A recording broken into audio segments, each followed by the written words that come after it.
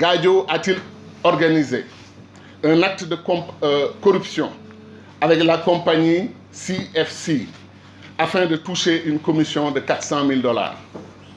La réponse est dans l'acte posé par la justice américaine, qui a annulé toutes les poursuites pour corruption ou actes de blanchiment et a concentré ses investigations sur la compagnie chinoise et les 2 millions de $ qu'elle a voulu délivrer en cash au président du Tchad, qui a non seulement rejeté avec force l'acte posé par les Chinois, mais a failli les expulser manu militari de son pays.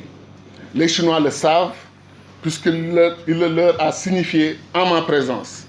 J'y reviendrai plus loin, puisque c'est le cœur de toute cette affaire en ce qui concerne les accusations initialement portées contre moi et totalement retirées en septembre.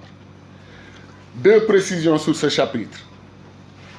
Un journal sénégalais a décidé un jour que j'ai été payé en fait non pas 400 000 $, mais 400 millions de $, ce qui fait 200 milliards de francs CFA.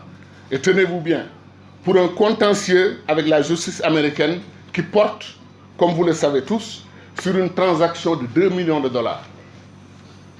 Donc à vous de juger. C'est-à-dire que j'ai touché 400 millions de $ pour une transaction épinglée par la justice américaine qui porte sur 2 millions de $. Un autre journal, bien intentionné cette fois-ci, a défendu mon droit à toucher une commission sur une transaction pétrolière aussi importante. Je dis merci et je précise tout de suite ce que vous trouverez certainement renversant.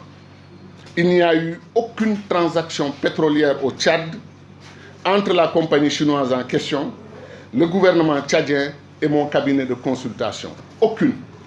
Aucune transaction. Aucune transaction.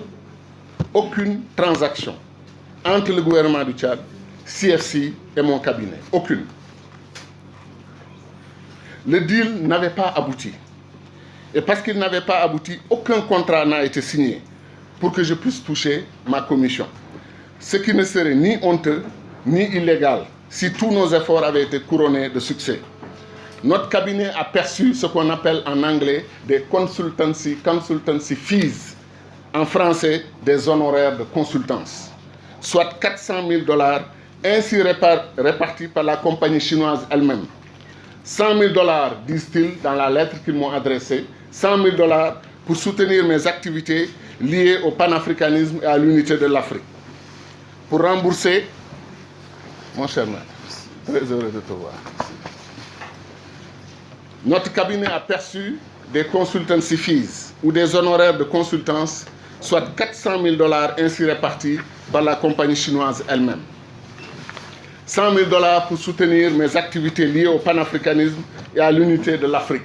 C'est marqué noir sur blanc dans la lettre que les Chinois nous ont adressée pour nous dire qu'ils allaient effectivement faire ce paiement. 100 000 $ pour rembourser 6 mois de préfinancement des prestations de notre cabinet au Tchad et en Chine. Voyage, per diem, hôtel, entre septembre 2014 et mars 2015. 200 000 $ pour nos honoraires. Sur une radio internationale de référence, que je respecte beaucoup, j'ai aussi entendu une pseudo-analyste dire avec aplomb et désinvolture, et je la cite, Gadio risque au minimum 10 ans de prison et entre 10 et 50 millions de $ d'amende, mais ne vous en faites pas, il pourra payer avec les grosses commissions qu'il a touchées sur cette transaction. Fin de citation. La transaction n'existe pas, donc les commissions grosses ou petites n'existent pas.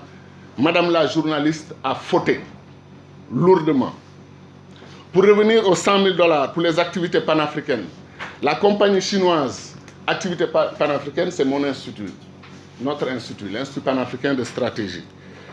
Pour revenir aux 100 000 $, la compagnie chinoise, n'ayant pas tenu son engagement de verser au Forum de Dakar pour la paix et la sécurité, tenu en décembre 2014, ces 100 000 $ de contribution, nous avons été obligés, nous qui l'avions annoncé, de consacrer ces 100 000 $ qui nous ont été payés de les consacrer au remboursement des dettes contractées par l'IPS pour faire venir au forum et prendre en charge près de 17 universitaires et leaders de think tank d'Afrique et de la diaspora.